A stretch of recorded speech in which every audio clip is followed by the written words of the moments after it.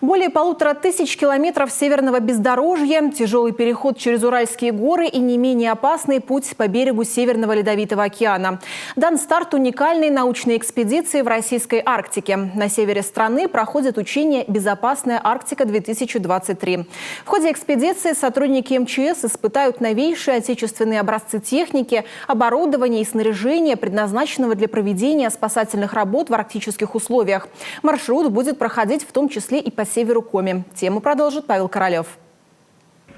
Знакомьтесь, это Петрович, но речь не про мужчину на переднем плане, а про здоровяка сзади. Вездеход Петрович будто специально был создан для условий Арктики. Автомобиль без проблем передвигается по бездорожью, может плавать и не боится суровых условий севера.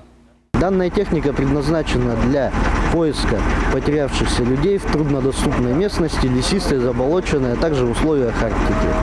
Данная техника комплектуется аварийно-спасательным оборудованием, а также оборудованием для поиска людей, потерявшихся в труднодоступной местности.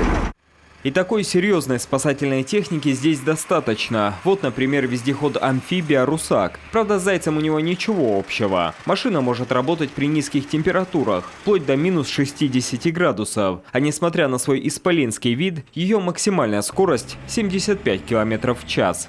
Машина может перевозить до 3 тонн груза и, соответственно, до 16 человек пассажировместимость. Машина амфибийная, имеет скорость на плаву порядка 6-7 км в час, в зависимости от разных внешних условий. Всего же в Усинск прибыло более 2 десятков таких новейших образцов техники и почти 70 специалистов. Среди них пожарные и спасатели, представители предприятий и разработчиков, научные сотрудники. В состав экипажей вошли и спасатели с юга, которые впервые столкнутся с условиями Арктики. Я вообще не раздумывая согласился, так как для меня это какой-то новый опыт, эмоции, испытать себя в Арктике, вообще понять, на что я способен. Но я думаю, я с этим справлюсь. И посмотреть на профессионалов этого дела, черпать из них какого-то опыта, посмотреть на людей, себя показать. Поэтому вот это я ожидаю от этой поездки.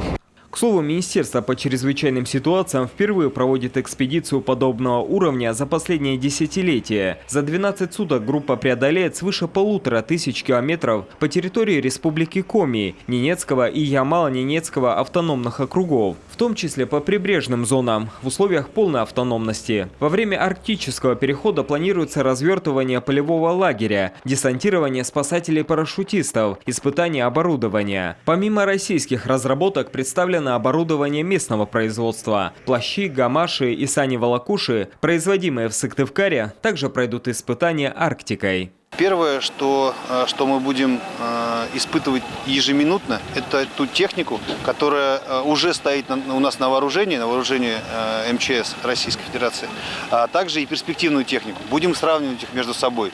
Какая более эффективна, какая более проходимая, скоростная, какая вмещает в себя наибольшее количество полезного груза, и так далее. Кроме этого, все наши спасатели одеты в экспериментальную одежду.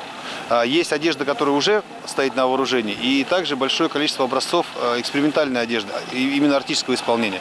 Тоже будем ее использовать и испытывать. Кроме этого, большое количество, на выставке это представлено, снаряжение, оборудование для спасательных работ, для поисковых работ. Все это мы будем применять на практике, испытывать в суровых арктических условиях. Группа уже добралась до Нарьян-Мара, где был дан официальный старт экспедиции. Ну а финишировать участники должны в Салехарде 7 апреля. Павел Королев, телеканал Юрган.